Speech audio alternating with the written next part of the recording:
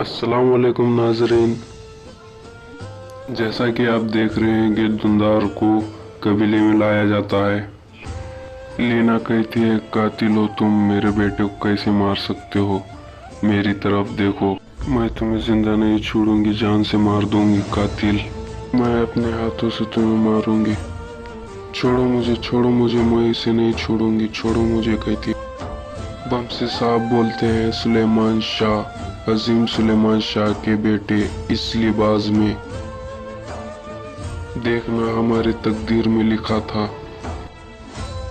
गजल खातून रोने लगती है और कहती है, खत्म हो गया सब कुछ, अब खत्म हो गया। आप कैसे सरदार हैं धुंधार साहब, आपने हमें मौत के दायरे में लाकर पहुंचा दिया।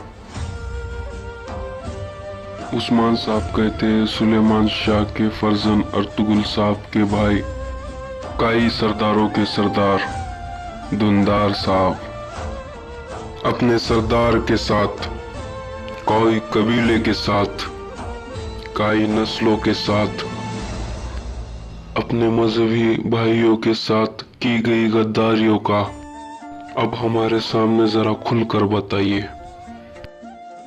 धुंधार कहते हैं कि मैं कईयों की भलाई चाहता था, हमारी औलाद को मारने वाली जंगों को खत्म करना चाहता था। उस्मान साहब कहते हैं, अपने कबीले और अपने नस्ल के बका के लिए जिस जिहाद पर हम जाते, दुश्मनों को उससे आगाह करते रहे आप। हम दुश्मनों की जाल में फंसते रहे, आपकी वजह से। क्यों किया आपने ऐसा? धुंधार कहते हैं, एक मुट्ठी भर खून से एक खून का समंदर खत्म हो जाता। साहू कहते हैं, बायूजा की खून की कीमत चुका कर। हाँ।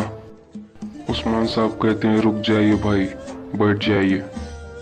धुंधार साहब कहते हैं कि मेरा हदफ कुछ और था, मैंने बायूजा को मारने के लिए ये सब नहीं किया।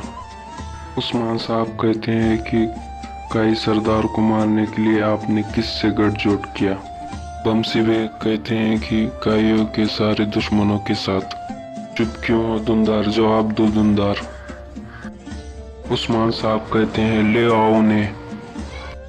उस्मान साहब कहते हैं, ये है धुंधार साहब के भाई। धुंधार साहब कहते हैं कि निकोला के साथ मेरा इत्तेहाद था। उस्मान साहब कहते हैं कि ये तुम्हारा पहला गुनाह था।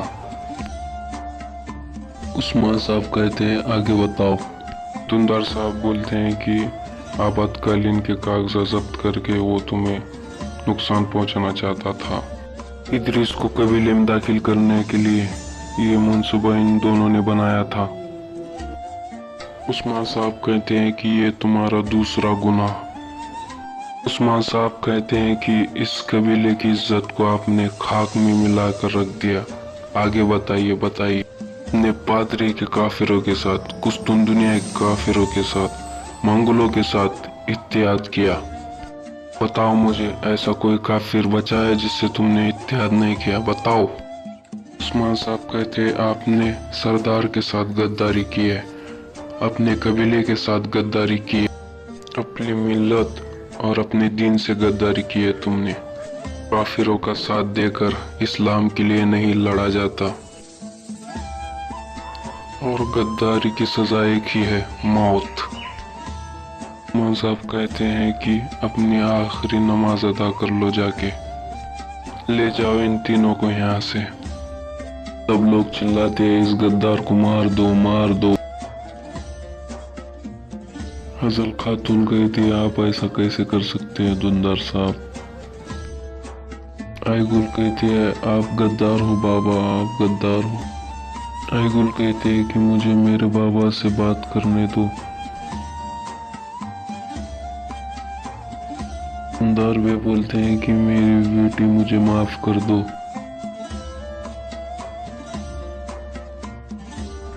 आपने आलिशार के साथ मेरी जबरदस्ती शादी की, फिर भी मैं आपकी बेटी थी, लेकिन आप एक आज गद्दार हो तो मैं आपकी बेटी नहीं हूँ। आप मरने के ही मुस्तविल हैं, मैं आपकी बेटी नहीं हूँ।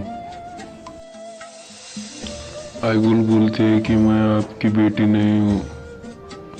उस्मान साहब कहते हैं कि मज़ीद वक्त ज़ाया किए धुंधार साहब को फांसी देनी चाहिए। साहू साहब बोलते हैं कि मैं इस काम को अंजाम देना चाहूँगा उस्मान साहब, धुंधार साहब को मैं फांसी दूंगा। उस्मान साहब बोलते हैं साहू भाई, ये सिर्फ ज़ाती मामला नहीं है, पूरे कबीले का मामला है। वंशी वे कहते हैं कि हर घर का कोई ना कोई शहीद हुआ है, उसे सजाए मौत से फायदे देंगे और गला घोट कर जान लिया जाएगी, इसलिए उन्हें सजाए मौत से फायदे देंगे।